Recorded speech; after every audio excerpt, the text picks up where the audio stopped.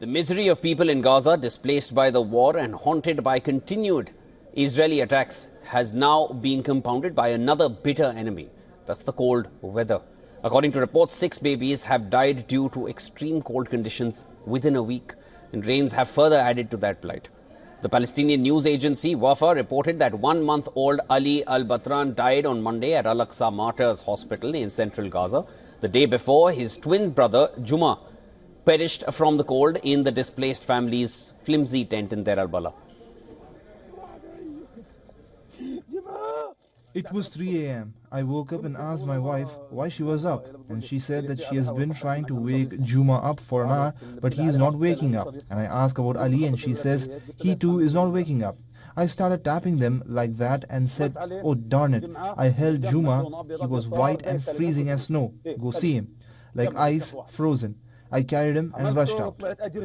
We have nothing but to call on whoever can help us to do so. To help our kids, to save us from this hopelessness, to save our children. I'm an adult. I may take this and endure it. But what did this young one do to deserve this? He cannot endure hunger. He cannot endure the cold, nor the hopelessness. We call on anybody and everybody that can help us. 3 of the 6 babies who have died of hypothermia in the past week lived in the coastal safe zone of Al-Mawasi, close to the southern town of Khan Yunis. Israeli forces have displaced almost all of the 2.3 million residents of Gaza, forcing tens of thousands of them into makeshift tents in open-air camps along the rainy, wind-swept coast. Most recently, strong winds and rain destroyed dozens of tents in Deir al-Bala, leaving displaced families struggling to repair shelters. Flooding has damaged essential supplies, and at least 6 people, including infants, have died from hypothermia and cold exposure in recent days. It rained. Although it wasn't heavy rain, it was mild rain. And look what happened to us. We were flooded. The wooden poles of the tent broke. We barely fixed it.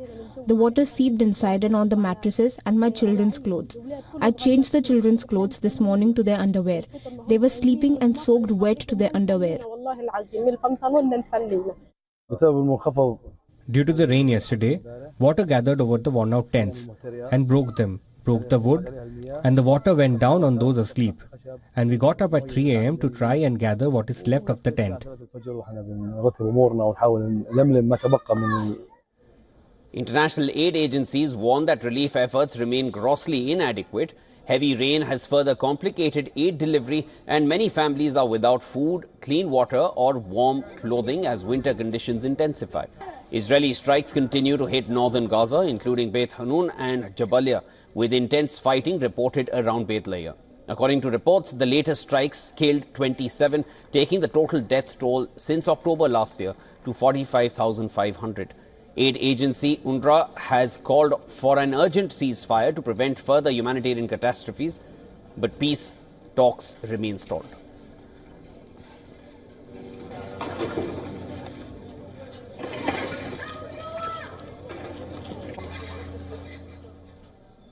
All right, I spoke earlier with our correspondent Jody Cohen, who tells us about the government's action in response to the surge in newborn deaths. So Israel has said that it's allowed thousands of aid trucks into Gaza, but the problem is that the aid agencies have not been picking them up.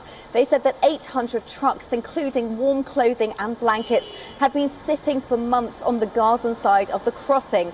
Now, aid agencies say that the problems in distribution are because of lawlessness in Gaza.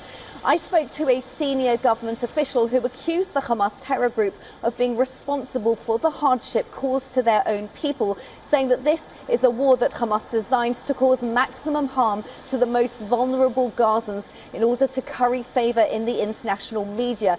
Now, this is a quote. He said that Israel is aware of the tragic situation, and to be frank, it's hard to see how Hamas treats their own people, but Israel will always do its utmost to get aid in to help Gazans in the midst of a war. And he said that Hamas could release the hostages and lay down their arms and the war would be over. But instead, we've seen more rockets fired from Gaza into Israel and another Houthi ballistic missile just last night. Jody also tells us about the current status quo about the hostage deal after Prime Minister Netanyahu's remarks on his plans to resume the war with Hamas after the deal is done. So Prime Minister Netanyahu suggested that the war would continue until Hamas surrenders. Israel can't accept having Hamas on its doorstep after Hamas's 7th of October massacre on Israel and the taking of hostages, which Hamas has threatened to repeat. Now, Hamas is said to be refusing to release 1/3 of the hostages requested by Israel in the first phase of a deal. Israel is requesting the children, the elderly and women hostages to be released first, as well as any sick or wounded hostages. So where does this leave the talks? They're reportedly faltering but ongoing, and we might expect to see some movement in the new year. Remember, President Trump has said that all the hostages must be home by inauguration or there will be hell to pay across the Middle East. So perhaps Hamas might release the American hostages to try and appease President Trump, but that's not likely to be enough.